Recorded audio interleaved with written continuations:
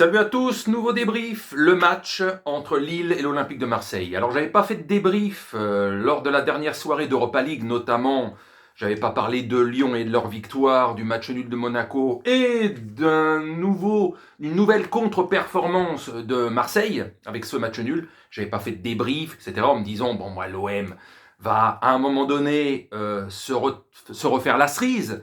Non, non, non, non. Ils sont dans une petite crise qui commence et il ne faudrait pas que ça devienne une grosse crise. Pour l'instant, c'est tranquille. Enfin, c'est tranquille. hein 5 matchs consécutifs sans victoire, 3 matchs nuls, 2 défaites. Bon, ça commence pour moi, je commence moi à me poser des questions. Est-ce qu'on a vu des joueurs trop beaux?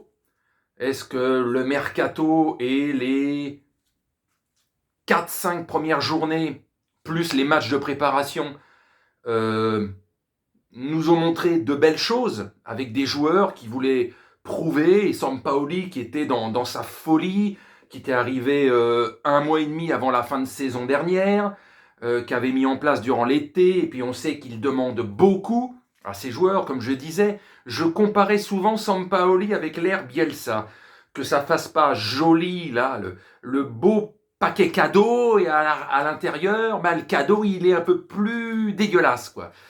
Dans le genre, oui, ça va bien démarrer, mais je me disais peut-être qu'à la mi-saison, ils vont avoir un gros coup de mou, et physiquement, tellement qu'ils demandent, ça va être compliqué parce que peut-être que tous les joueurs n'ont pas le potentiel ou le talent pour garder ce rythme en permanence.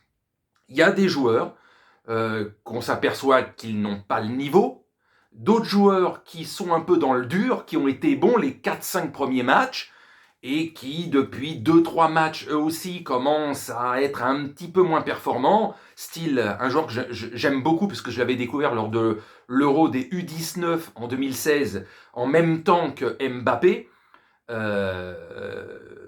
c'était Aminarit, donc que j'avais découvert en même temps, et que j'avais découvert en demi-finale, en finale de cet Euro des U19, et c'était les deux meilleurs joueurs de l'équipe de France, Harit et Mbappé.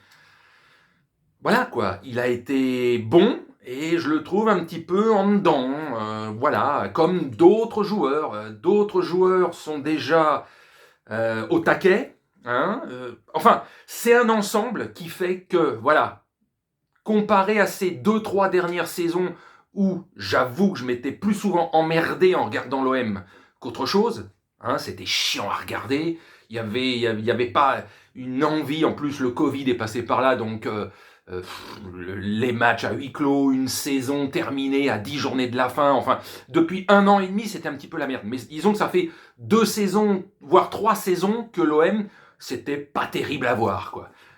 Et là, je me disais, c'est reparti.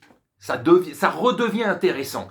Parce que c'est une équipe jeune, ils ont pris avec les moyens qu'ils avaient pour recruter, ils avaient fait un mercato pas dégueulasse, et on se rend compte que voilà, ça fait 5 matchs consécutifs sans victoire, que physiquement tu sens les joueurs à chaque fois dans le dernier quart d'heure, c'est là que ça devient un peu plus compliqué. Il y a un commencement, alors je ne dis pas que ça y est c'est mort, ça y est c'est à nouveau une Bielsa qui se remet, mais au moins avec Bielsa, c'était à partir de janvier-février qu'ils ont commencé à caler. Jusqu'en janvier, ils carburaient à fond, ils étaient même leaders du championnat, c'était incroyable, et ils se sont écroulés dans les 3 derniers mois. Là, tu te dis, bon, il y a eu 5 bonnes journées, et 5-6 bonnes journées, et là, depuis 3 matchs en championnat, plus 2 matchs en Europa League, ils sont pas mauvais, ils sont pas ridicules, non, ils tiennent une mi-temps, et après ça devient plus compliqué. Un match, c'est 90 minutes, c'est pas 45 minutes. T'as l'impression que même passé l'heure de jeu, je vous dis, c'est physiquement qu'ils commencent à pêcher.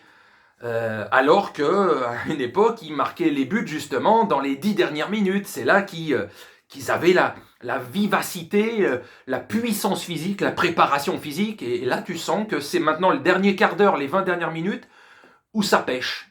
Alors on va voir. On va voir dans la continuité de la saison. Là, maintenant, il y a la trêve, hein, cette trêve internationale qui, d'habitude, me casse les noix.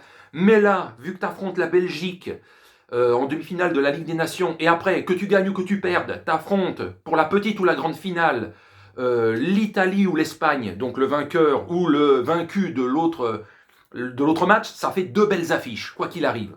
Donc c'est un peu plus intéressant à regarder. Mais bon, voilà. Après la première défaite du PSG, avec les bons côtés et les lacunes habituelles qu'il y a au PSG et depuis plusieurs saisons, là-dedans que ça se passe, par rapport à certains joueurs, bah là, l'OM, tu te dis, bon, ça a été bien, ça a bien démarré, et là, ça fait 5 matchs consécutifs sans être nul, mais tu sens qu'ils commencent déjà à être dans le dur. On n'est que dans le premier tiers de la saison. Et il y a à jouer le championnat et l'Europa League. Faut pas qu'ils laissent tomber l'un pour jouer l'autre, et c'est le meilleur moyen de tout perdre. Mais jouer à fond tout et rien rapporter à la fin, c'est dangereux aussi. Donc, ils sont dans une phase un peu compliquée. On va bien voir. On va bien voir. Lille a mal démarré et Lille remonte maintenant. C'est tout le contraire. Lille, après son titre de champion, etc., les 4-5 premières journées ont été compliquées. Ils sont un peu dans la remontée là depuis 3-4 matchs, Lille, dans le contenu. Ouais. Donc voilà. Enfin bref. Sur ce, je vais vous laisser et je vous souhaite une bonne soirée.